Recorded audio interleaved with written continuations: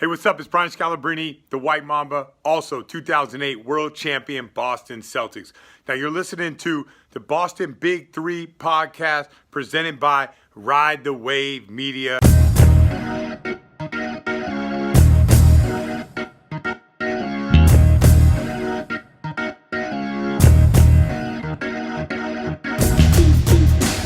All right, episode 54 of Boston's Big Three, presented by Ride the Wave Media, sponsored by Pete's Pop.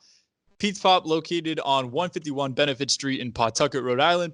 Pete's Pop has the world's most exotic chips, candy, and soda under one roof.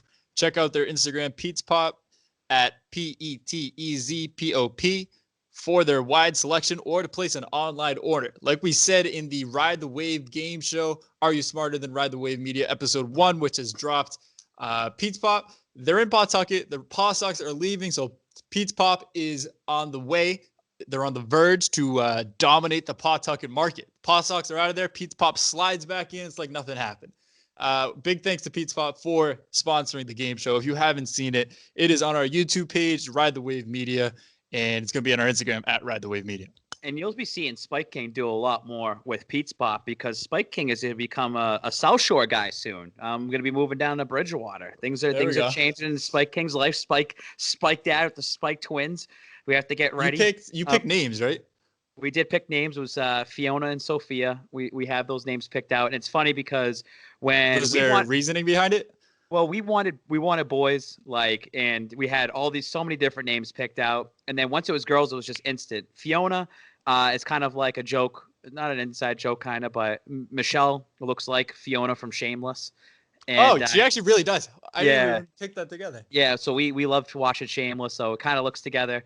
And then so there was always Fiona was always going to be the number one name, and then Sophia I wanted something that kind of goes with the Ia, Fiona, Sophia, and then we picked middle names, so Sophia Rose, and then Fiona Elisa, which is our mother's our grandmothers on our mom's sides, their first name. So it's just something like that. It's cool. And we're only a couple months away for the Spike twins. Things are I was thinking about that the other day when you posted something, I think a picture of it or whatever.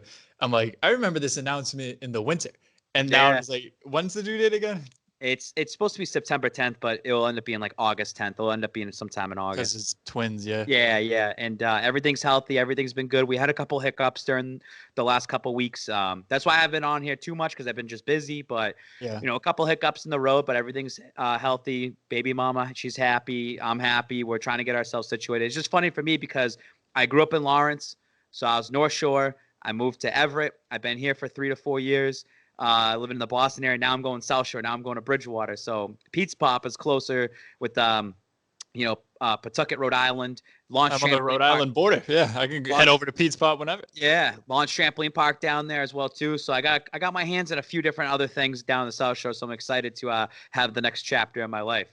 But I really like the Are You Smarter Than Ride the Wave? Are You Smarter Than Ride the Wave Media? So this was a concept that came from Big Head Tyler Miller here. His Big Head actually has ideas in there. So his idea was, hey, listen, we have a lot of guys here at Ride the Wave that don't show their face that much, but they think they have the sports knowledge. Let's get them out there, and let's get 12 fans out there. I said, hey, you know what? I'll front the bill. Let's do a little, gift card, each winner. There's 3 of them, so you get $50 gift card, and Pete's Pop will give everybody a little something too, special gift. I have only watched half of the first episode because I've been trying to catch up, and I have given no spoilers whatsoever. No one said anything to me. I don't want to know anything. Talk to me about that first episode so far. I mean, it's already out there, so you can spoil it a little bit. Not so let's break too much in case somebody doesn't want to go, but go ahead. Let's break it down a little bit. So I was looking at this from a sense, like you just said, we have a lot of guys that Ride the Wave Media who's been here for a while. They started doing some stuff, stopped doing some stuff, going back and forth.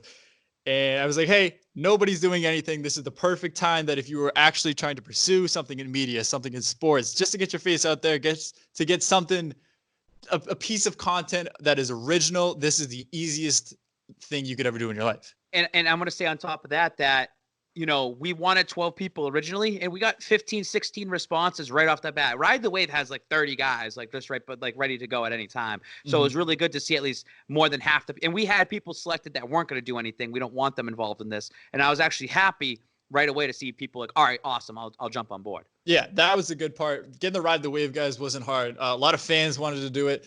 Unfortunately, if you were a fan not selected, don't take it personally. I had to pick 12 people. I think there was like 50 something DMs I got before I went through them all. And then that's good. There'll be another season once this is all done. Yeah, I want to do something new because you can only ask so many trivia questions. Like I have right now it's a 16-page document filled with 19 questions per round. I filmed 5 rounds, so I can only run out of questions. What I want to do is kind of like a Family Feud type of thing next, or just something game show. Like I'm 100% ripping off game shows, but so is everybody right now. And those that are listening right now, if you have an idea, you go to our YouTube page and you comment on the YouTube page and let us know what should we do for a game show. What would you like to see? So, anyways, we get into that. Boston, we had to do a play-in game between 2 Ride the Wave teams because we had 5. You can only have 4 for an 8-team bracket. 4 fan teams, 4 Ride the Wave teams. So a simple play-in game. We had Boston Power Hour consisting of Jake Seymour, Caden Bodak, Jamison Wrinn. They've been here literally since the start of Ride the Wave. High school kids giving them a shot. They took the most out of it right away. All 3 of them right from the jump of Ride the Wave about over a year ago. All worked hard, all did this. And then like every single, I guess, company, group, organization, like people stop doing stuff. People start getting a little lazy, blah, blah, blah. It happens. Life happens. And then they were facing off against Team Goat Milk, which is consisting of Jay the Pats fan, Justin Zola, and Brandon Watabe, famously from Boston's Big 3. They went head to head, and then I don't choose the hardest of questions, but I choose questions that like the answer is very like answerable. It's not like the most impossible question of all time. Like who's the Slovakian alpine skier's middle name in 1986? It's like, where's Taco Fall from or something stupid like that. But they get a little harder. As the rounds went on, there's people kind of thinking a little more. And then there was a little cheating scandal, which at the time kind of annoyed me because of all the work that I put in behind all of this. There's probably around 6 to 7 hours of editing per show. I banged out 5 episodes, which took just so much planning for people to bounce in and out. People leave the competition. People join the competition. People can't do this time anymore. I'm being very flexible around this schedule because, like we said, life happens. Like you just move on, roll the punches. There was a cheating incident where we saw Jamison of Boston Power Hour just looking up answers on his phone. I didn't catch it during the actual recording because when I record, I have half of my screen is covered by the questions. I'm keeping time. I'm keeping score. I'm trying to keep the show moving.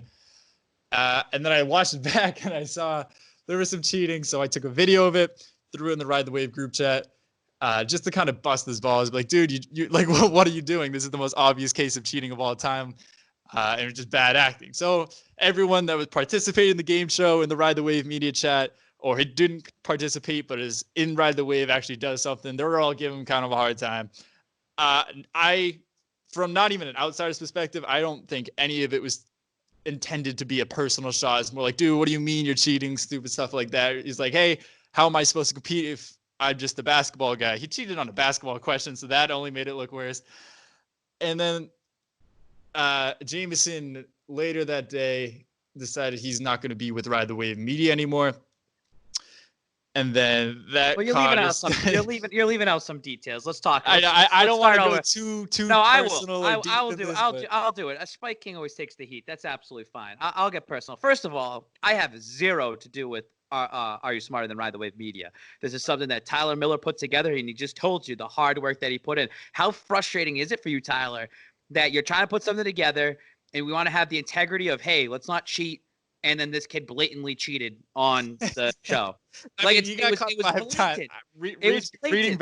Watching back, I saw 5 different instances. I'm like, all right, dude, like that stinks. I get it. Like you want to win, it's competitive, but it isn't that deep. There was no really reason, and he was the only one. So that was the one part that kind of annoyed me. I'm like, whatever, man. Like, just don't do that. So you send that video, and I watched it, and I was like, and this is now me. Like, I'm the top dog here. I'm like, are you fucking serious? Like, yo, we're giving you the opportunity to come out here and showcase your face, and you're making yourself look like an idiot. Like, you're blatantly cheating. You're looking down. You're acting shocked, like, which your acting skills are terrible. And everyone's busting his balls about it, just being like, are you serious, dude? I can't believe you're doing that. What did I do? I took that video and I posted it on Ride the Wave because I'm going to take a shot at you and say, like, why are you doing this?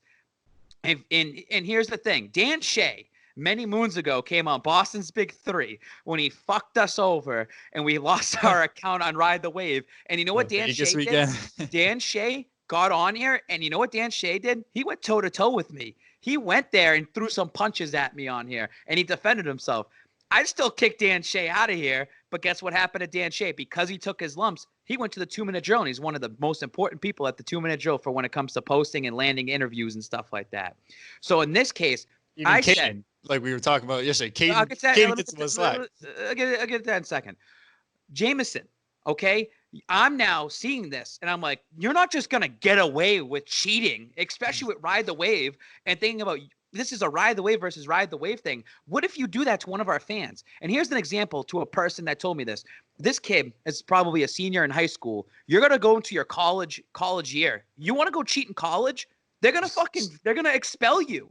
Like, you do something blatant, I'm trying to teach you real life lessons here. That's what I'm here to teach the youth, is these real life lessons.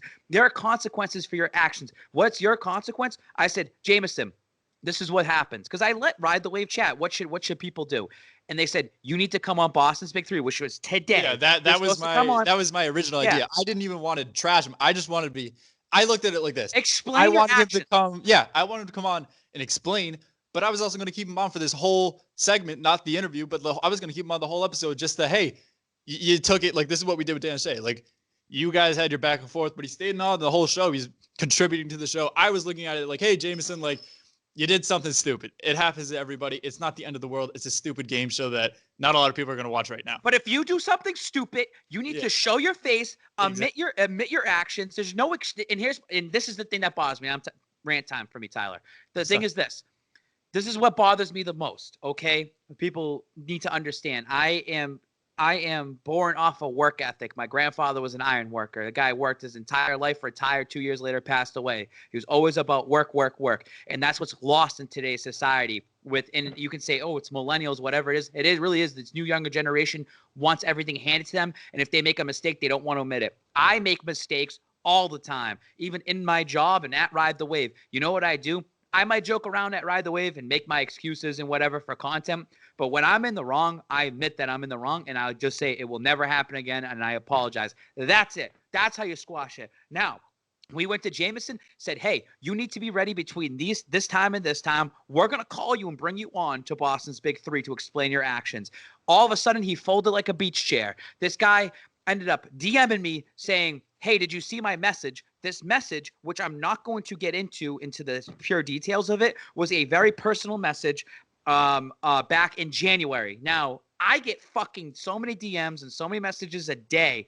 That DM that he showed me from January 2nd, he's like, did you see this? And I'm like, I must have missed it. And he goes, oh, well, you never responded, so I felt like you never had my back. And I'm like, why does that from January 2nd have something to correlate with May 5th?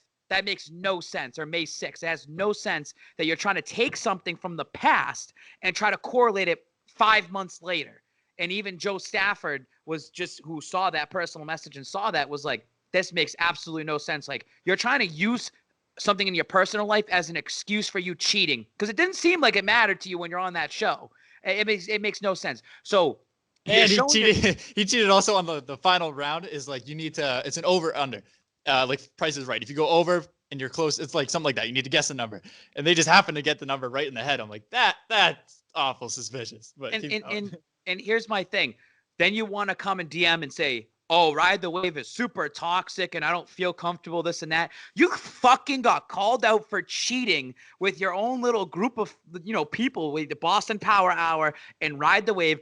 And then now it's time to face the music. Here it is. You're gonna come on here and you crumbled and you showed your true colors. And Jamison, if you're listening out there, you're never gonna be welcome back to Ride the Wave. There's no time to ever apologize. You gotta take your lumps.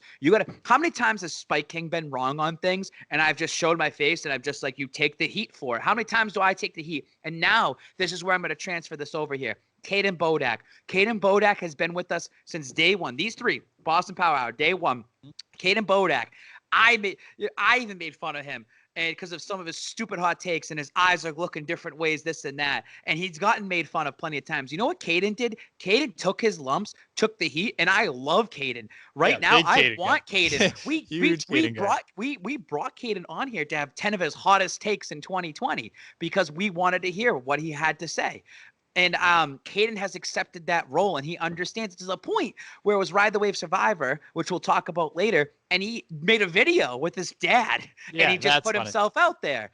Jake Seymour trying to find himself, and these guys were just throwing in to be thrown in. Jake Seymour now, he helped start Boston Power Hour. He puts all that together. He edits it. He's trying to get media credentials. He's trying to do interviews, and he runs our website. And I will say personally, should I be spending more time with these guys? Absolutely. I want to keep them growing, but here's how you learn. You learn on your own.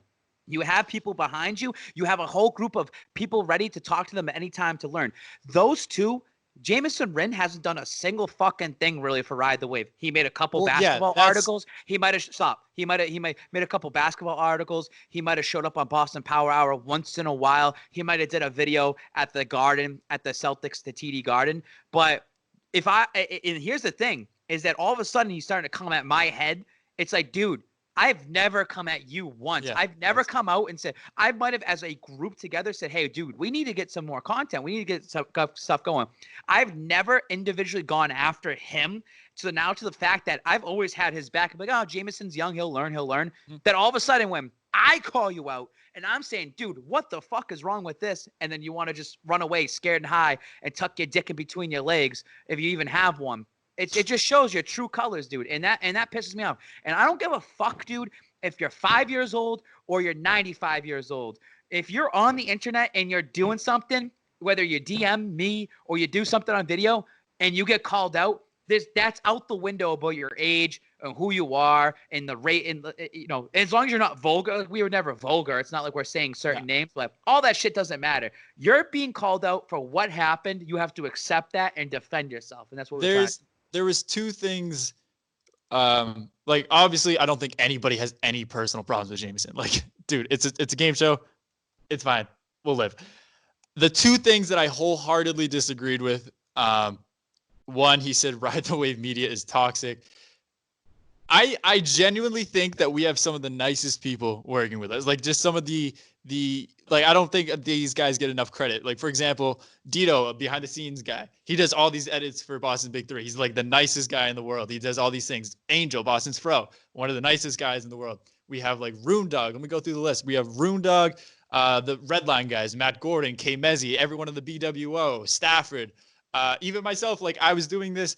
Like I'm obviously not a mean person, but I'm doing something to help you guys kind of just gain exposure, kind of just put your face out there like we were saying. I don't think anyone's toxic. I think that there is like stupid arguments in the Instagram group chat that sometimes get a little personal, but none of them were directed at Jamison. And then, that happens with testosterone and guys just talking guys. I mean, like, and people are going to have bad days. But here's the thing. If there's any toxicity, it's just going to be me. But if I'm being toxic, it's me trying to push your ass and make you fucking better than who you are, or calling you out for some of the dumb shit you do.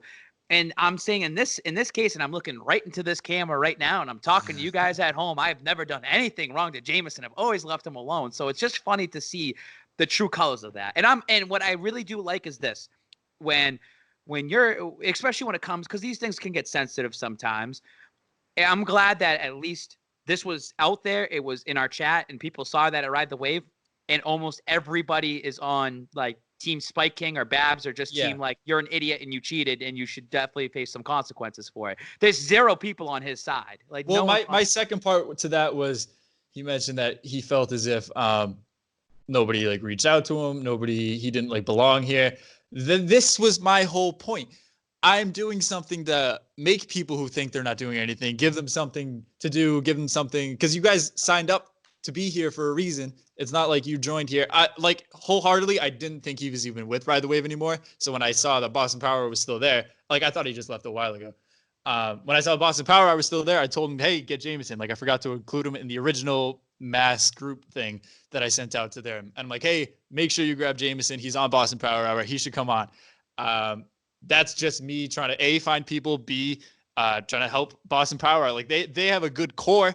They don't have the biggest audience, obviously, but they have a good core. They keep doing it. They want to do it. And then that didn't happen. I don't think that he didn't belong. I just don't think that he put himself out there to collaborate. Like, do you know how many times that I throw in the group chat, hey, somebody come on Boston's Big Three. Hey, we need a guest. Hey, who wants to do this? And I get crickets. You wanted Matt Gordon last time, and you set up a time and day, and that guy doesn't even fucking show up. But it's just crickets normally. So when someone says they think we're toxic or they think that they don't belong here, I go out of my way to actively try to get people onto this show because, like you said, you're not on every show. I'm not on every show. It's like we have a rotating kind of cast, but with like a good core that'll always be on the show.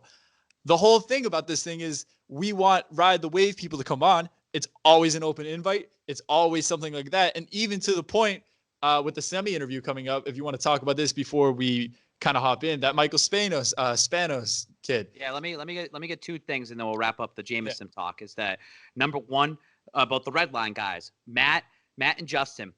I met them last year at Mass Pirates game. They were like, hey, we're trying to start something up. I kind of helped them out a little bit. I literally don't tell them anything. I don't tell them what to do. They do everything on their own. I support them. They reach out to me and they say, hey, what do you think of this, this, and this? I'm like, cool, go for it. I just think give them a little words of encouragement. Hey, I might do it this, and this way. Quick shot messages. Justin and Matt do this, right?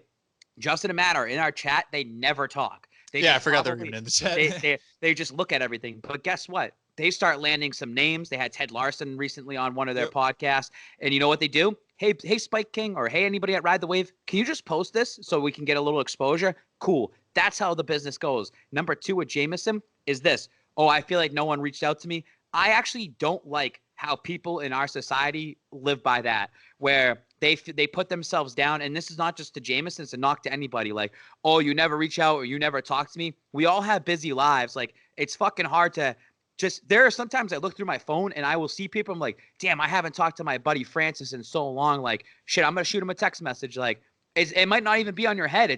Sometimes it's like that. Yeah. And this is a message to anybody out there. If you're feeling down or you really need to talk to somebody, reach out. Don't expect to be reached out yourself. Don't look at your phone and let it sit there and have a bad day and be like, I hope someone messages me. Talk it out. Put it out there, because then people are going to reach out to you. And there are people that have messaged me, and I'm not going to ever name their names. They're saying, Babs, this is going on, and I need to talk to you, and I need this happen. And you know what I do? I say, listen, I'm busy right now, but I'm going to get to you maybe in 30 minutes. Or, hey, I have time. Give me a call now. And I've done that to other people. Hey, I really need to talk. And you know what? I've done that, and it might not have been one person that answered me right away. I might have to reach out to 5 different people, and eventually I'll get someone to talk to. We all deserve to be heard and listened to and talked to, but don't expect it to happen to you. And that's what's wrong with our new generation that's coming up here, is that everyone expects everything to come to you. You have to work for stuff. You have to put yourself out there. You have to be the one that reaches out. And that's what pisses me off about Jamison but yet you see a Caden or Jake Seymour and they've shut up. They've done their job. They're quiet and they are going to continue succeeding. I mean, all right. So from this point forward, Jamison is no longer with Ride the Wave Media. Nothing personal. Spots opened up for somebody else. Yeah, I mean, from my end, honestly, I thought he was a good kid. I didn't talk to him enough to really get to know him. It is what it is. If it isn't for him, it isn't for him. I don't know. Best of luck with everything else. But anyways, like we said, we had Michael Spanos, or I don't know how to say his last name, Spanos. This is an example of how, like you were just talking about, like we were networking, reaching out to Babs, reaching out to Spiking, reaching out to anybody really, saying, hey, I have this person. Can I help you out? So if you want to learn, I guess, more of the backstory, Babs, you can kind of take this away. Yeah, well, what's happening, which I thought this was funny, is that, since episode 50, since episode 40, I don't know. We've been trying to get on, guest people, and this is a perfect time. And here's another example. I go to Ride the Wave chat, and I get pissed, at Tyler Miller. I get pissed at Brendan, and I get pissed at Stafford as well, too, because I get pissed at Boston Power Hour, and I'll put it in the chat, and I'll just say, this is a perfect time for people to do shit and reach out to anybody. Cold calls, dude. Like, just reach out. Just send DMs. You never know what you're going to grab. Unfortunately, we've been able to get guests. So when it comes to the Semi Ojeleye, which you're about to listen to in a couple minutes, Michael Spanos, who came on here, he reached out to me a couple weeks ago and he said, "Hey bro, like, you know, Semi follows me. He does gaming and stuff. I play games with him. Are you ever interested? I like your podcast. Are you guys interested in having him on?" And I do this to anybody. I'm not here to steal credit from other people. Like, you know how I do the images and people are like, "Oh, credit me and credit me." Like, you're a fucking loser. You do that. There's difference between making a graphic and not watermarking it, or actually filming original content with your like name and you're filming it. Like when we did the Taco Fall thing, like you're filming that stuff. Like there's a huge difference. When it comes to Michael, he DM'd me, said, "Hey, I'm going to talk to Semi." Now it took a little bit. And guess what? I come out and I said, I know Tyler's an NBA guy, and Brendan Watabe, unfortunately, we've had all these guests, and he's just never been available. I wanted to make sure he was available for this interview because he does all our editing and puts all this stuff out there for us. So I want to make sure he gets out there. I want to give the reps to these people out there so they can have interviews so they can build a resume. So with Michael, even if he's never done this before, I said, "Hey, you pulled in Semi. We're going to have you come on our podcast and you can ask a couple questions or whatever you guys want to do. You guys communicate on that." And I just want to show it out there that if anybody listens to us out there and you have some sort of pull, we're going to make sure that we appreciate that you're giving us something right here, but also we're going to make sure you get the full credit and you're featured for that too, because you're the one who does that. That's like if I pull in Ty Law, I'm going to make sure my ass is on here for Ty Law. Mm-hmm. I'm hearing that we might have another guest coming up next week, thanks to Boston Fro. What did I say in the chat? Boston Fro, we haven't even had you on here yet. You come on with that guest as well, too. And Stafford's the one who's been doing communicating. Stafford, run that. That's how it should be done. And that's coming from the top dog who's like, I'm not here to be like, "Oh, wait," like especially with the Semi interview. Wait, Spike King's got to be involved. He doesn't need to be involved. I don't need to be in interviews like that. So I want to make sure that these guys are getting the love and support out there. So even if Boston Power Hour was like, Jake Seymour's like, "Hey, I have this guest coming on, but Spike King, we would love for you to come on because we know that you'd be able to promote it for us, this and that." I'm cool with that. You know what I mean? Yeah. Like whatever helps each other out. But yeah, so we had Semi Ojeleye on, Boston Celtic, kind of a glue guy, kind of a role player, but he works hard. It was a good interview, to be honest. I think you will enjoy it. I know I was looking forward to this interview because, like we said, just basketball is my number one sport. Celtics my number one team. I've been a big Semi Ojeleye fan literally since he was drafted. He was way not like approachable, but you know how sometimes like athletes, you can tell they don't want to like do something. They don't want to like answer questions. That's the basic rundown. He was loose right from the beginning. I think we got him loose right from the jump. He was an incredibly nice guy. He's a Tyler Miller. I mean, I'm a Semi Ojeleye fan for life. I was trying to word that. He has Tyler Miller as a fan for life now, especially because he didn't have to do this. We always appreciate when we have guests and athletes on, especially of this stature. And I just want to do this real quick. I actually got to watch the interview before. So usually when we have these interviews, we just slice them in and this and that. And sometimes we don't watch them. I actually watched this interview, so I'll know. So we'll break it down afterwards on the other side of this. I do want to say this, just for those that out there that are listening that might have their own podcast, that might be filming and stuff like that. This is a good learning lesson where you just said how he was loosened up. Everyone's going to be tight to begin with. Same thing with Pat Fryermuth. He was a little tight to begin with. You got to loosen him up. For someone like Brendan Watabe and Michael Spanos, and you guys will see that, they don't really interview people. Tyler, you're now used to it. You know what to say. You know how to keep engagement. And if you start, and this is no knock to Michael or no knock to Brendan, but I just wanted people to review film and understand it, that to keep these guys engaged and make an entertaining interview, you have to have confidence in yourself. You have to kind of just shoot the shit. You got to be loose on your own end, and that got him loose. And I watched that Semi interview, and I want to give Tyler a lot of props because you felt like you're just talking to someone you know. Yeah, like, at the end of the day, it's just a person. Enough. And you can't be nervous. And that's why, here again, at Ride the Wave, we want to make sure you get those reps. That's why we like to have the young kids, because you're not going to always nail it your first time. It took us forever to do that. It took me forever to do that. And I'm still learning. So I thought this was a great interview. Tyler, you can lead us in there and break us back out. All right, without further ado, number 37, AAC Player of the Year, former Duke Blue Devil, SMU, what are they? Mustang, Semi Ojeleye.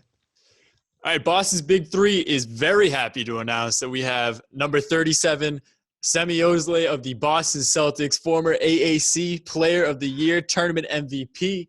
and he's now his third year with the Boston Celtics. Unfortunately, cut a little bit short, but hey, we'll be coming back. He'll be coming back in Celtics green. But thank you for coming on, man. Welcome to the show. I appreciate y'all having me, man. That's quite an intro. So hopefully I can. Our intro guy, Spiking. He's the intro guy. He works at Mass Gen, so he's in the front lines right now. You know, he let me know, but hopefully he's hanging in there and keeping up a good fight like everybody else. Yeah, shout out Babs. Thank you. First and foremost, how are you as like an NBA player, an athlete handling quarantine? Obviously the gyms are closed. You see the stories how Jason Tatum couldn't be shooting on his hoop because he didn't have one at the time. How is it maintaining like a workout regimen, like just being NBA ready for the time maybe when NBA does come back? I mean, like the first week, like I was in my living room, like in front of the fridge, just like doing squat jumps and trying to get a sweat going. Like that was weird just because like I think we take for granted like the facilities that we have, like the access we have to facilities like that every day. And I don't know, it's tough to get that work in without everything that we have access to. Do you guys get still like sent workout plans, or is it just kind of do your own thing? You know your body better than we do at this point. Just kind of free weight it. Yeah. I mean, it's a little bit of both. I mean, the younger guys, like I know they're sending them stuff. They sent workout plans to everybody, but kind of as we've been going along, it's just what you need. We going back and forth with the trainers about getting some equipment. I know a couple guys like myself got bikes, got some kettlebells, got some bands. So they've been helping us out however they can. Great. So in this past December, you posted, September, you posted on your Instagram that you signed with Wombo Sports for a Twitch stream. What games are you playing first and foremost? How is that going? Especially it isn't fortunate or convenient timing at all, but I'm saying if you're going to start a Twitch stream and now everybody's just sitting around, is a decent time to kind of start that up. So yeah, what games you playing? How's that going? Whatever. Bruh, it was actually perfect timing. Like, so I was streaming a little bit. I saw Gordon. Gordon had been streaming for a while. You know what I'm saying? Yeah. Playing League of Legends and Valorant, all type of stuff. But I got on it kind of late. And when this happened, I was like, bet. Well, I'm streaming pretty much every day now. So I've been on there playing COD, playing Apex, playing FIFA, Rocket League, like anything, bruh. So Are you nice with it or not? I mean, I'm all right. I guess I let the chat decide that. You see the guys like John Morant and people saying, I'm about to try 2K, and then they try 2K. It's like, oh, never mind. This game's terrible. I'm not going to touch it. Do you play 2K? Never. That game pisses me off. Ever. Have you ever played as yourself? Like first time you were in the NBA, like I have to be in 2K. I haven't. Like I have every 2K since I've been in the league. Yeah. So maybe one day when I'm an old man, I'll come. You got to go back and play the old games. Oh, for sure, no question. This is just kind of branching off that. Every single year when like the 2K ratings come out, how often like the locker rooms do guys really like talk about that? Like, oh, Ronnie 2K rated me 83 when I'm an 86 or something. Nobody really cared because I don't know. Like I feel like most of us know we probably better than our rating. Yeah. Like on mine for sure. Everybody think they better than me. Even if you were 99, you like, shoot, I'm 100. So everybody wants a better rating, but I don't know. I've never really heard anybody talk about it for real. Yeah, that's more I think in the Madden. In Madden they have the guys who do the ratings. They literally go to practice and scout every single move. That's just a different level of insane. But going back to your college career, you started at Duke. As everyone knows, you went to SMU. That is where you really started to make a name for yourself. Kind of compare, I guess, Duke to SMU, why you made the switch. Obviously, it worked out for the best, but kind of just like those 3 years in college that you were kind of just sitting there wondering, what should I do to make it to the NBA? It worked out. If you can kind of just walk us through that. Yeah, so like I got to Duke and like my lighting keep cutting out, but so I got to Duke, realized that I just wasn't playing, but like getting to college, making that adjustment was rough for me. So that first year, like I didn't play much at all. So that summer I stayed there, going to my sophomore year, like try to put some work in, try to get right. And went to my sophomore year and like the same thing happened. Like I didn't play well and I kind of got behind the 8 ball. And like, you know how it is, like in any sport, like when you fall behind the rotation, like it's tough to kind of, assert yourself, establish yourself. And my goal was always to get a shot to play in the league. So, I knew if I was going to do that, I had to make a switch. So at that point, realized I had to just set my sights elsewhere. Told coach, told the staff, I got to leave. And I didn't really agree with my decision. Thought it was a mistake and whatnot. But I knew I had to go somewhere else. When Coach Brown and SMU came calling that first weekend, I felt like they would give me a good shot to make it to the next level. But I knew I had to sit out. Sat out a year. They got sanctioned the year that I was there, so I had to sit out another year. And during that time, just really got a chance to hone my craft. And when the time came to play, thankfully, God just made it work out. Being from Kansas, did you ever think of being a Jayhawk or going to Wichita State or anything, or did you try to kind of branch out and go out of state? Yeah, being a Jayhawk was something I wanted since I was little. I remember watching them growing up. Obviously, my brother went to K-State, played for Frank Martin there, and Wichita State really made like a surge when I was coming up. So it was three good schools I could have went to, but I definitely wanted to get away from home a little bit. Felt like that was going to be big for me just growing up. So I was doing some research and I saw that you did not hire an agent going into the NBA draft. Yeah. Is that true? I'm 100. So so I didn't have one going into pre-draft, like into like the workouts. I didn't have one. I think I signed one. I want to say like by the time my last like 3 or 4 workouts were coming up. That was going to be my follow-up because I said like you see people going immediately into the draft. They don't have an agent. They kind of work stuff out, and then obviously you get an agent. So the thought behind that was it wasn't the time to get an agent, or I'm going to go try to see what works best for me, then hire an agent. It was kind of like, yeah, you can go. On one hand, it was like I wasn't sure if I was going to leave yet. Like I was like maybe I'll come back. That thought was kind of in my mind for a little bit, and then once I really dug into the pre-draft process, I was like, yo, like I'm in. So like once I left school and started working out, getting ready for the draft, getting ready to work out for teams, I was all the way in, but I still hadn't really done the vetting process of the agents. So that was the only question then.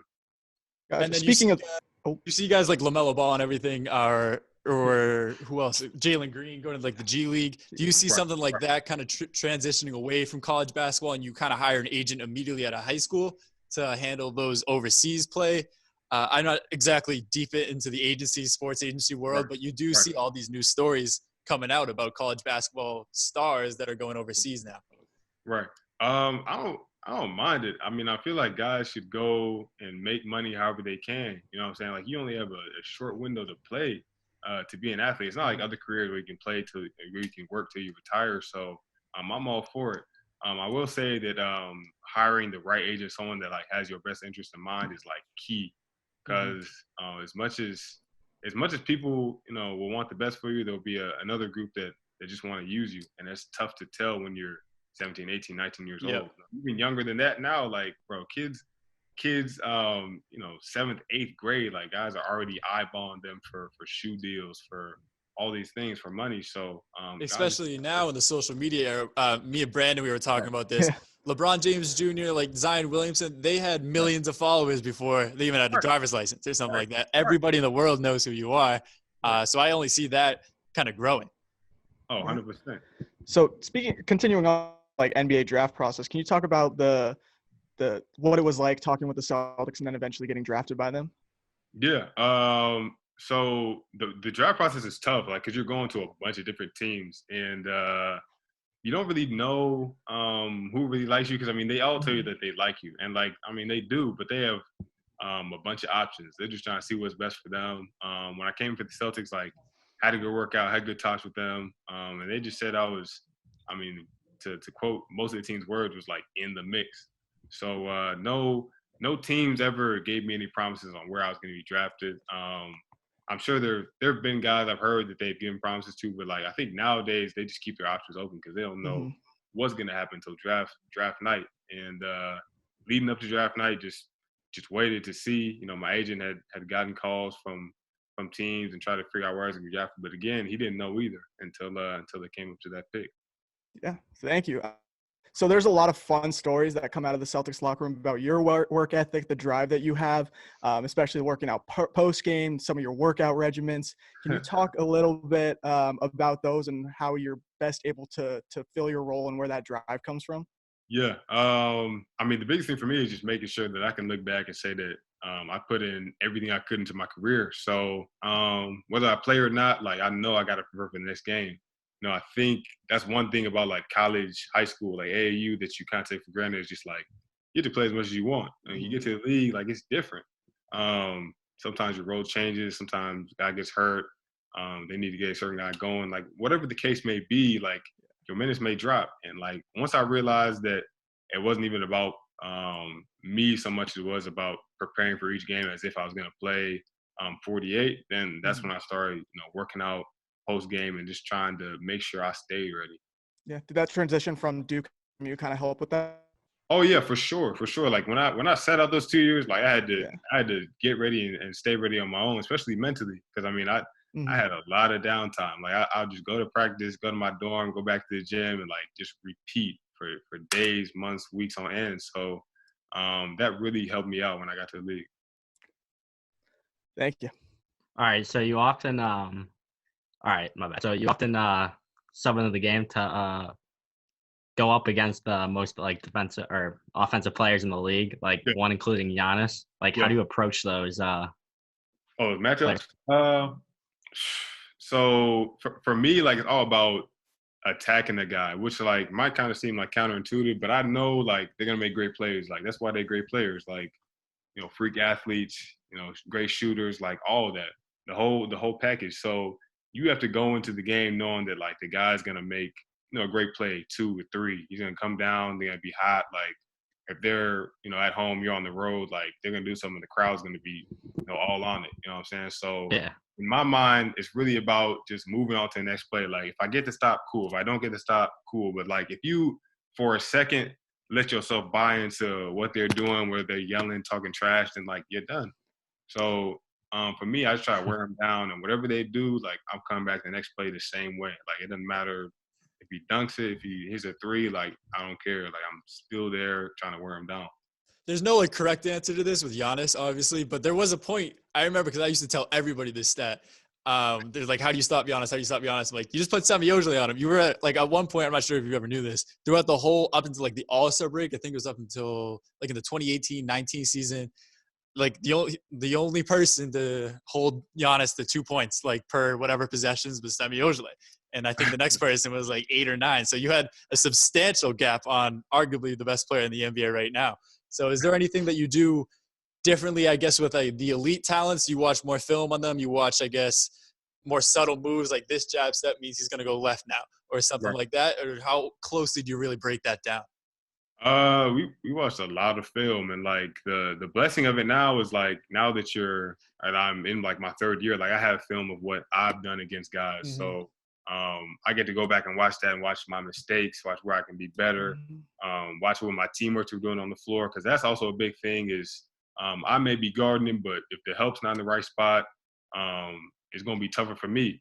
And just knowing like, I think the biggest thing for me is watching like their mentality. Like some guys like Giannis, like when he sees a gap in transition, like he's going. So like you got to be ready for that. Like as soon as the shot goes up on our end, like I got to be thinking, shoot, he's coming down. He's trying to get a bucket. So I got to be ready for that ahead of time. So just picking up little tips and details. And then from there, like just using my instincts and just trusting God. Cause I mean, that's a tough matchup.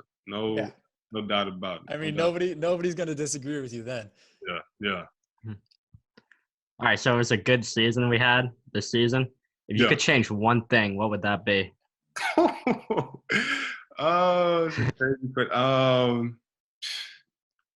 I mean, I guess if I change one thing, like we still be playing one. Or, strong answer. Two that like I guess that nobody got hurt. Like if everybody stay healthy like the whole year, like if I could change that, I'd change that. Yeah, we definitely had some major ones in the past. I feel like this year it's kind of been like there's been some scares, but then they're playing in 2 weeks' time, like max. It's been definitely a blessing this year.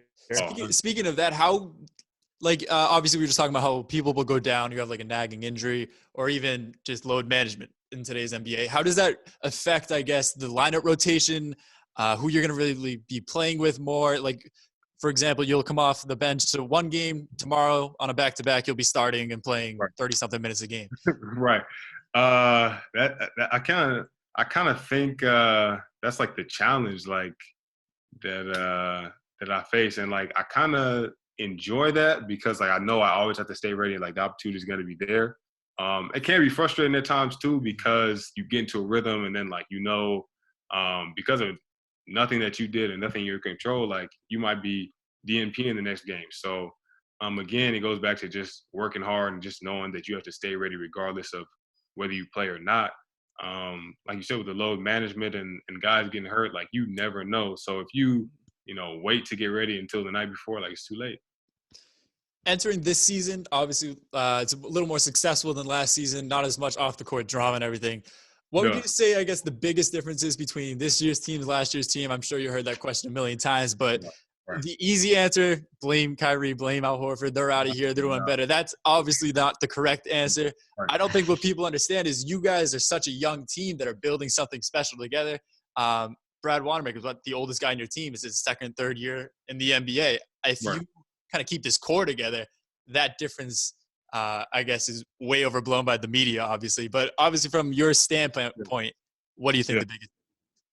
I mean, I think like for everyone that was here last year, we just learned that regardless of like who's in the locker room, like we just all need to have a mindset that our individual struggles like do not, are not bigger than the teams. I think last year, like everyone that was on the team, like including the guys that returned from that team, like we all had like different things in our mind, whether it was personal, whether it was about the team, and like everything bled into the locker room. So instead of us focusing on just winning, we're thinking about, I need to play more, my contract, not getting enough shots. I'm not playing well right now. Like instead of just being like, how can I help my team win?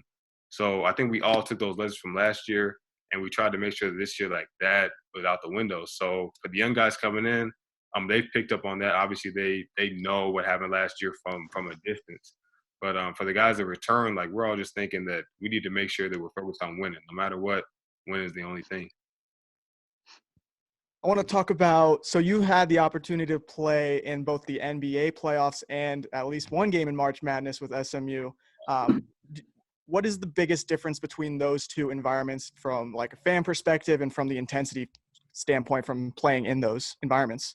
I mean, the playoffs is definitely, I don't know. I think it's comparable, like intensity wise. I mean, the NCAA tournament, like you lose, you're done. There's nothing really like that in the league except for a game 7, obviously, or a game 5 or whatever it is. But going to the tournament, like like each game is one and done. In the playoffs, like it might not be one and done, but losing a game in the playoffs, like I mean, is comparable because it will end your season. Like those add up and they add up quickly. So I think the intensity is the same because you go into each game like preparing mentally different. You're trying to play at 100%. So I say it's the same except for obviously the makeup is different, like the series versus the one game. But mentally, physically going into it, like I think guys just turn it up, whether it's in college or NBA, like they know they need to turn it up. Do you have a favorite play from either participating in the play or watching a play from the very front row? Do you have a favorite play that you've seen in the playoffs? Oh, in the playoffs? I think definitely JT dunking on LeBron. Yeah. How often does he talk about that? That's a legitimate question. I mean, it's not like no disrespect to LeBron. Like, it's just a great play. And it's kind of just like seeing like a guy that young, like just make it, like, especially because it was late in the game. He'd already hit a couple shots before that. So, like, it was just a big time play. Like, it's not even about who was down there. It was just like, it was just big time. I think my favorite part of that is Marcus Morris, and he wasn't involved in the play when he bumped into LeBron right after. He was hyped, like we was all hyped, you know what I'm saying? Yeah. Big time. So yeah. Those are the energy plays you need in the playoffs for sure. Oh, 1,000%. All right, we're gonna wrap up with a couple rapid fire questions, including some from our fans. All right, so just kind of quick, bang, bang, bang. First one: who's your favorite Celtics player to play with? Definitely Tice. Definitely Tice. Yeah. I think I've been with him. Yeah, Tice. Favorite away arena? MSG for sure. Which one? MSG. Yeah. Yeah. Which rookie do you make fun of the most? Which one do you always have doing everything? Yeah, all right, that's what I thought. No question.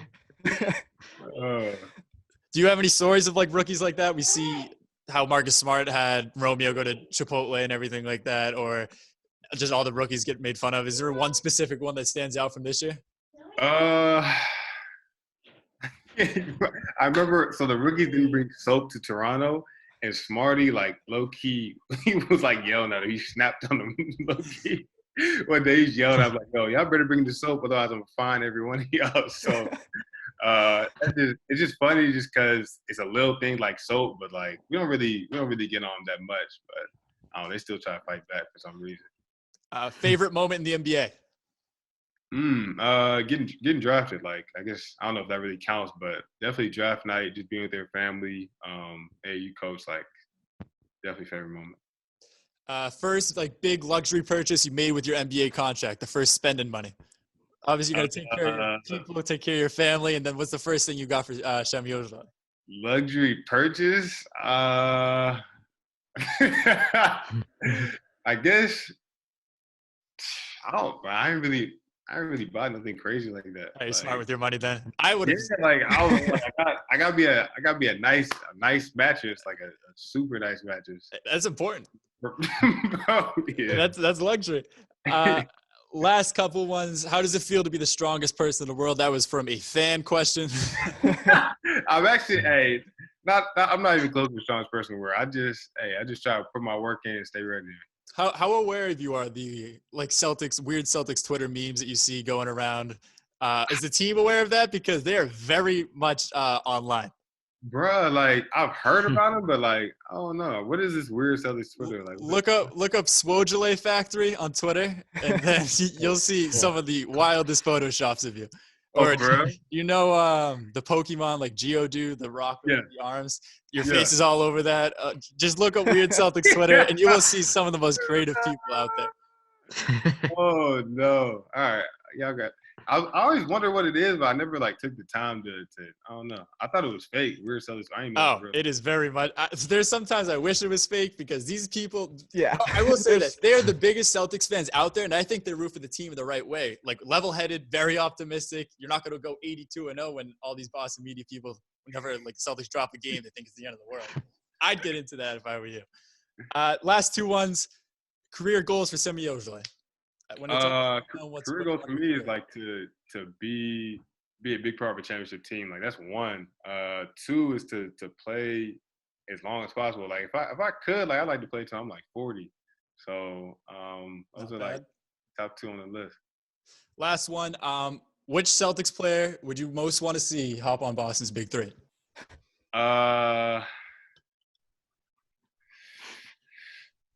Vince, definitely Vince. The French guy. If you could set it up, then hey, your wish could come true. That would be stupid funny out here, bro. He does have an unbelievable Instagram account. The minute he was signed with the Celtics, he wears the Versace robes and everything. Does he go to practice and all those? Versace, Gucci, yes. Vince is always lit. Like wardrobe taking it down. That's like a French thing. Him and Gersh, like crazy. All right, that wraps it up from my end, unless you guys have anything else. All right, to end up the podcast, when do you see the duck boats coming out? You said the duck boats? What? The duck boats. Yes, sir. The championship. When do you see us winning? Oh my Lord, bro! I've been on a duck boat back in Branson, Missouri, but like I've never been on one up here. Yeah. Oh, you definitely gotta take the tour or win a champion for me. Yeah, if you win the championship, you get a tour and that. So that's two birds, one stone. That's a win-win. Win-win-win. All right, Semi Ojeleye, thank you very much for coming on Boston's Big Three. Like you said, big things coming soon whenever the NBA season comes back. If you never need a Call of Duty player, I'm on every single night. So, hey, get my line. All right, thank you very much for hopping on. Thank you, Shannon. Appreciate y'all boys, man. All right, that was Semi Ojeleye of the Boston Celtics. All I want to know is, if he's literally going to take me up on my offer to play Call of Duty with him. I played this game every single night, and I shot my shot. I think he swatted that at the rim. But hey, I like shoot. Well, you got to go to his Twitch, and that's why you got to. He wants you to do the work. He's not gonna come to you. No shot. Couple things I found interesting. First of all, I liked how GRD on episode 50 was just like, you guys will never have anybody that's current or active or anything. But we just had Semi Ojeleye. So GRD, go kick rocks, as Tyler Miller would say. Pound sand. Pound sand. Number two, a little shout out to Spike King at the beginning. I like that you were like, we don't have our guy that does all the hype and everything. I'm not the normal guy. You tried your best there. A couple interesting tidbits that I can somewhat remember was I like the question about comparing, his March Madness game to what the playoffs are like. And I had a feeling that March Madness is, like you said, it's a game 7 every single time. And there's no comparison to something like that. So it made me interested. I was trying to put myself in his shoes because, of course, I'm not an athlete. But just how the atmosphere would be and everything like that. His one of the memorable moments in the Jason Tatum dunk on LeBron. Yeah, you can talk more about that. I thought that was cool. I wanted to get a more behind the scenes look about just the Celtics locker room and everything. So I was kind of asking him, when Madden comes out, all these NFL players making a big deal out of their Madden rating. So we let off with like the video game talk, obviously because of his Twitch stream. He talked about that. I asked him if he played 2K. He said no. And then I asked him about like the ratings. Does the locker room get upset about because they're rated 83 instead of 87 or something like that? And then as soon as I got that insight, I'm like, I could keep chipping away to see what it's like inside the locker room. So I asked him like, hey, when Tatum dunked on Bron, how was that? He's like, it was just a hype moment. People got mad because Tatum bumped into him and everything. And I think my favorite part about that thing, like I said in the interview, Marcus Morris had nothing to do with the play, and he was up in LeBron's face more than Tatum was.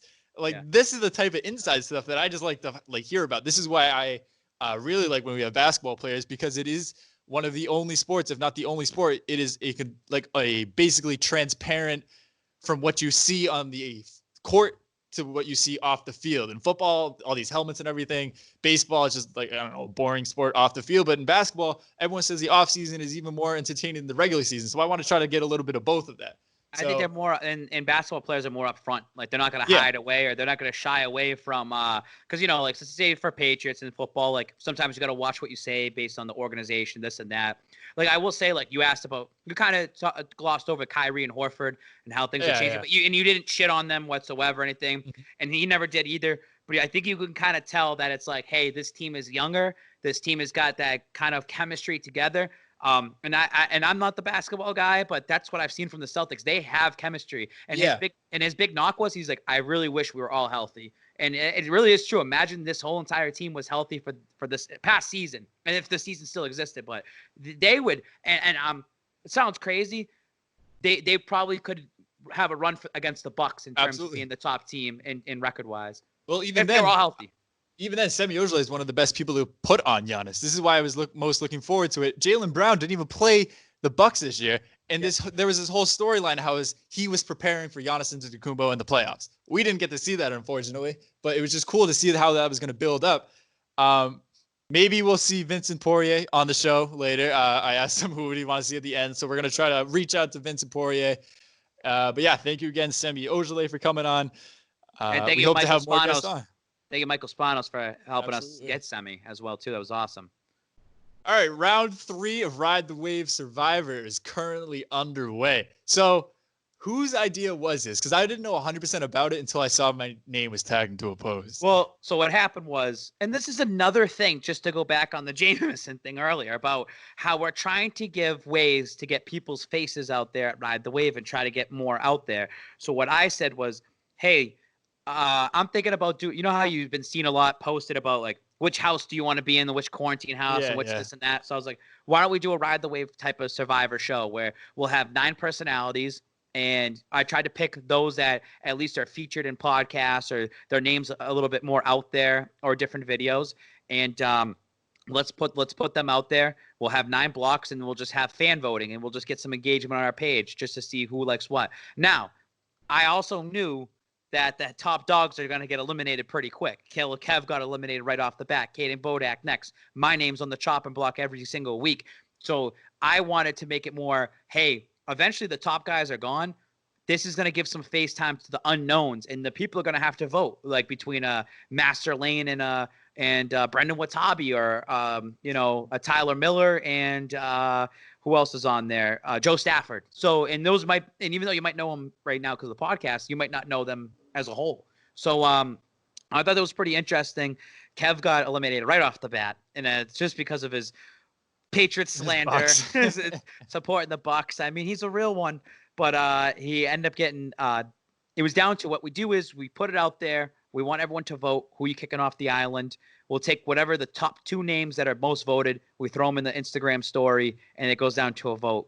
Last time, I just beat out Caden by 200 votes. We had over 1,000 votes. With the dictator type of threat. But you know what? And that's the thing is, hey, I might be swaying some votes here and there, just like I did right now. It's me and Roondog, and by the time this is posted, I'm sure there will already be a winner. And hopefully right now, let me just do it right now because I'm going to look into it. We're supposed to do something else, and we completely forgot about that. But we're supposed to do it at the semi thing. I'll get that in a second. We got to pick a winner. Okay. We forget too much, man. Let me pull it Ride the Wave for a second. So right now it's me and Roondog, and what we did was we went back and forth, maybe sway a little vote. He looks, by the way, he looks terrible, Roondog. He's got his fucking beard. Wait, so he's stuck at work, right? Wait a minute. This is what Roondog looks like right now. His hair and his beard. But isn't he legitimately stuck where he's working? 194 votes for Roondog, 155 for Spike King. Yeah, so Roondog actually, what he did was he works at a facility that helps with the mentally challenged. And because of coronavirus, they don't want people coming in and out every day, because once that gets in there, everyone's fucked, like, unfortunately, and you get really sick. They gave him the option. We'll either pay you 2 weeks and you can take off the next 6, or we'll pay you 8 straight weeks, but you have to live here for 2 months, but we'll pay you 24/7 with all overtime and everything. Yeah, guys making over 40 grand, like, just to live there for 2 months. But he's like, you got nothing else to do there when you're on your off time. Yeah, it's bad. So that's where he is right now. But Ride the Wave Survivor, I thought it was like a little cool thing, and it was something interesting. Wait, what does the winner get? Bragging rights. Cool. I mean, I didn't know if there's anything up. I know Matt going. Listen, I said this. It's gonna happen because my name is now, the last biggest name out there that people know. I'm gonna get voted every time, and every time I'm gonna go on my story and I'm gonna expose one by one every single person. I expose Roondog. He's the one about the 90s jerseys. That was all Roondog. I just posted it because I was like, okay. He also puts out these fake schedules. It's all Roondog. It's the 2-minute drill. You don't see Spike King on Twitter posting about 90s jerseys. It was the 2-minute drill. I get my face on it because it's the Ride the Wave, and that's Spike King's company. So I look at it for me. I've had 2 total votes in 2 rounds or 3 rounds to vote me off. It's either A, people don't know who I am, or B, people just like me. And I'm gonna go with B because my face has been all over Ride the Wave media since the jump. You did a classic. You had a classic line. It just says "survive and advance." That's it. Yeah, you're just doing it. Moving. You're just doing it quietly. It's the long con, dude. I'm getting all these fans to do Ride the Wave content, and I think I'm building a small loyal army. Hopefully, that's the goal out of this. I don't know. I genuinely don't know where I stand in this thing. I'm just surviving and advancing. Me, Stafford, and Brandon broke it down a little more in our last episode, but yeah, Ride the Wave Survivor. Round 3 is currently up. It will be done by the time you guys hear this. Go check out our page for round 4. See if Roondog or Spike King advances. But now we have to pick a winner for the Spike King giveaway. Yeah, so we did a Spike King giveaway. What I did was I went on my Instagram the other day. The NFL schedule will be released and has been released. I mean, we're filming this on a Thursday. It's going to be released at 8 p.m. tonight. They're making a little show about it. With myself and Joe Stafford, we'll be breaking everything down in terms of Patriots schedule. We'll go to the games one by one, and we'll talk about the big primetime games across the league. We'll do that on Saturday. We'll probably release Sunday. But we did a little giveaway, $25 gift card to Fanatics. I posted this on, I think, Tuesday, and I just said, hey, just guess what's going to be the home opener week 1. So right now I'm just kind of scrolling through all the comments, and I said, if you hear your name and I say your Instagram name, you got to DM me to go claim your prize. I'm making you do some work. You got to listen. You probably listen to all this and like, where the hell is he going to be talking about it? So if your name is Brody Terrell. That's BRODIETIRRELL. You said 2 days ago, home against Miami. You got it right. And that's what it's supposed to be. So I'm not gonna comment or like or anything like that. I'm just gonna write it down. And if you end up DMing me, you got $25 to Fanatics, just like that. If not, we're gonna pick another one for the schedule release or something. If there's not another person, then I save $25 in my pocket and we'll just use it for something else. It'll be another. Hate to see it, Brody, if you don't answer. But hey, congrats if you do. We got anything else we need to talk about, or? Yeah, I mean, we could just real quick. This is kind of like our overtime right now. What are your general thoughts and feelings about the baseball trying to open up and football's at right on? See, I don't get with baseball. Talk to me about Big Ten. Baseball is already done. Like, yeah. What is it? May? By the time pitchers and catchers and everything we get there, we're looking at June. But probably that was if it like started today. By the time like baseball would be back, it's already July, August. You can't do a season in December, January because snow and weather and all that stuff. I think baseball is just out of here this year. All right, this is my theory about the whole will college happen again? Will college football happen again? You already see the SEC, all of them are opening. The Big 12, all of the schools are opening. Big 10, the majority of the schools are opening. We still haven't heard like at Penn State, but James Franklin, the head coach, came out. He goes, "I don't see a way." Hold on, let me read the actual quote because I'm actually going to post it real soon on Barstool. But what the hell? What's Barstool? I've never heard of it. It says Penn State head football coach James Franklin told reporters Wednesday that he believes conferences should allow teams in open states to move forward with the 2020 football season, even if certain member schools are prohibited by coronavirus restrictions. I can't imagine right now that we are all going to open at the same time. If the SEC, for example, opens up a month earlier than the Big Ten, and the Big Ten is able to open up in 12 of the 14 schools, if 2 schools can't open, I don't see any conference penalizing 80% or 75% of the schools because 25% of them can't open. I think it's coming down to the schools, what I got from that quote. Because like you said, if these schools are opening, just because, say, every school in the Big Ten opens except Iowa and Nebraska, for example, are we going to cancel college football because Iowa and Nebraska? No, they're just not going to have a season. No, they should. So I want to do this kind of two different ways. Obviously, you kind of know where I'm going to stand on this. Yeah. But in terms of colleges opening up, I mean, everyone's trying to be optimistic. They're just going to continue running like it's a business. Well, because they still have a couple months. Like it's not like it's just like going to happen tomorrow. Yeah. So they're going to have. So they have time to do this. And society is going to start opening back up soon. So they're just going to continue it like it's going to do it.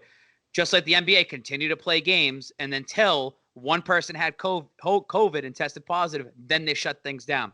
That's what they're going to end up doing. I look at it this way. In terms of school and colleges, I can't picture – you're at Penn State. Mm-hmm. You're in Penn State. You're at State College, Pennsylvania. It's a college city, right? Yep. Think about how many international students come to Penn State per year, or all these people that travel from California to Florida to the Northeast and to Washington. How are all these people going to be able to come into your one college campus that are coming from all different parts of the world? This is what I think is going to happen, though. I think they give it – so if this is no basis behind anything, what I'm about to say. It's just a theory. I think they're either going to do hybrid or they do it this. We're going to open up for in-person classes, but there's also going to be like they're going to record their sessions, they're going to record their lectures, they're going to record their classes. And if you aren't comfortable going back to school, they're going to continue doing online stuff so you can learn the exact same stuff from home, but you don't necessarily have to be there. So I'll agree with you on that one, because even the Patriots came out and said, if you don't feel comfortable going to games next year, we will refund your money or you'll get credit for the following year. So the Patriots organization's already getting ahead of the game in terms of just a fan going to a game. I could see that colleges are doing that. They could also colleges be like, you know what? If you live outside the state of Pennsylvania, you're not allowed to come to in-person class. You have to live inside the state. There could be things like that that are, or but even then, that factors in, or if you live in housing rent and all that, like I know, and there's a lot of things. It's all speech and whatever we think. Yeah, I'm saying it this way: You guys can do whatever you want. You can have practices. I don't give a shit. There's going to be no season this year. There's going to be no college season. I think it's going to be Zoom University for all the college students. I think the NFL eventually is going to postpone. And even if these seasons do open up, they're not going to last that long. I think it'll be a couple weeks, and then all of a sudden, I don't think there's going to be fans at all, but I don't think there'll be any fans in any sport whatsoever. In terms of COVID, yes, it's the summertime. Yes, it's going to be hard to restrict people to go out. But once there's still no vaccination for COVID, it's still not going away. It's still out there. There's still 8 strands that are going around. You're still going to be spreading it. When the fall time comes, the cases are going to go up. And I just want to say it this way. Dallas, Texas, and Texas in general opened up. And Dallas for 4 or 5 straight days, their cases have been going up. Well, Babs, the cases are going up because there's more testing out there. There still means that more people are going to the hospital. There's still more people that are getting sick. There's still more people spreading it out there. The reason why cases are plateauing and they're starting to go down is that because everyone's actually listening to the quarantine and social distancing. Did you see that conspiracy video that was floating around yesterday and 2 days ago? It's like a 20-minute video. It constantly is getting deleted off of YouTube because so like Fauci's assistant, forget her name, she worked under him for years, like years and years and years, and she was explaining how he's not the guy you think he is, all this stuff. And then she had definitive proof. She was thrown in jail, dude, for 5 years because she wrote an article explaining the truth behind how they could have saved HIV like early, like so much earlier, and how they had all the right vaccines going. But Fauci, he got his hand in the pot and he rewrote all of that because like he wanted to get the patent and everything. There's obviously going to be truths and lies to every story. I'm going to say this though. The world in the healthcare world, they need sick people. They need people to be sick in order to make money. I'm not going to speak more about anything about that, but things that I even see, I'm just like, why is that even happening? And that's how the world is. If there is no viruses and there's no cancers and stuff like that, how's the healthcare world making money? And they make tons and tons of money. Well, she was breaking it down. So she was saying if someone came in and had to get a coronavirus test, for example, it's $30 to the hospital. If they need to, like, say they need to go on a certain machine, that's $90 to the hospital. So even if they think they have corona, they're going to put them on this machine just to get an extra $60. And then she kept doing like layers and layers and layers to the point YouTube like literally has taken this video down 100 times. And then they're saying taking it down for violating community guidelines, going against like false information. But 99% of the internet is fake information. Why did this one video, every single time it's uploaded, it's up for an hour? What are you covering up? Covering up? That's what I want to know. Like everything on the internet is a lie to begin with. Why is this one such a glaring lie? So I don't know what anyone has to believe anymore. Like everybody's woke to the whole thing right now. I don't know. I think right now at this point, we did our 2 months in prison basically. Like we served our time. If you just are not an idiot, you have a mask, you're not going to go just be a moron in the streets right now. Just continue with your life. The whole normalcy is going to come back eventually. The new normals, everyone's going to be wearing masks for a while. Everyone's going to be inside for a while. But you can't keep everybody inside forever. Summer's going to come around. And do you think everybody's going to want to sit inside their houses all day? No. People are going to start breaking rules no matter what. And that's what's going to end up happening. And I think Memorial Day is coming up. And I think Memorial Day is the official kickoff for summer. When you're young, summertime is when you get out of school. When you're a little older, I feel like summertime is May, like with Memorial Day, because the weather starts getting nicer. And I always looked at 4th of July as not the official kickoff to summer. I always looked at 4th of July as you're getting towards the end of summer. That's your middle of the summer. Like the top of the hill. Labor Day, and then Labor Day. Yeah, that's it. And then you start going down. Then Labor Day comes up, and then that's it. So I just want to say this. I don't want to get too political, but it's just because this is an election year, and it just makes me think about something too. Just something that people need to think about out there. Texas, some of these southern states, Texas and Georgia, they're opened up really early. One of the big problems right now with money is unemployment. And there are a lot of people that are illegal immigrants. And again, I'm not picking sides here, but this is what you're gonna end up hearing. Illegal immigrants and people that are undocumented workers that are getting paid unemployment, that are getting the extra $600, and that are getting stimulus checks. The way Donald Trump is probably doing this, I'm sure, in the Republicans, is let's open up these states again. Let's get people back to work. And then in the fall time, probably August, when we shut everything down, they'll find out who's actually supposed to be working and who's not supposed to be working.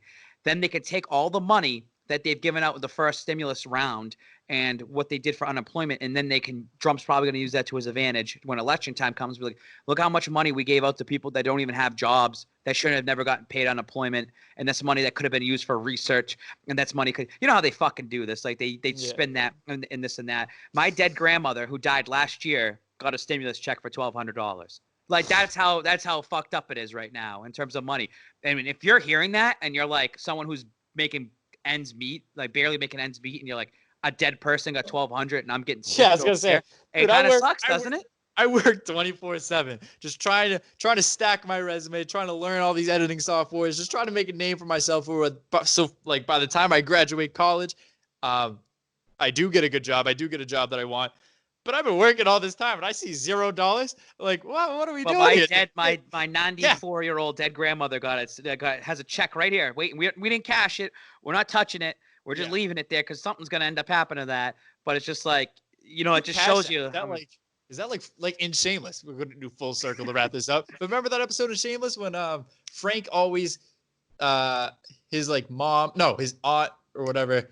Yeah, he had his unemployment check or this is a security check, but she's been dead forever. It's just like, if you cash that, are you Frank Gallagher in a way? The Fed's gonna be knocking at your door.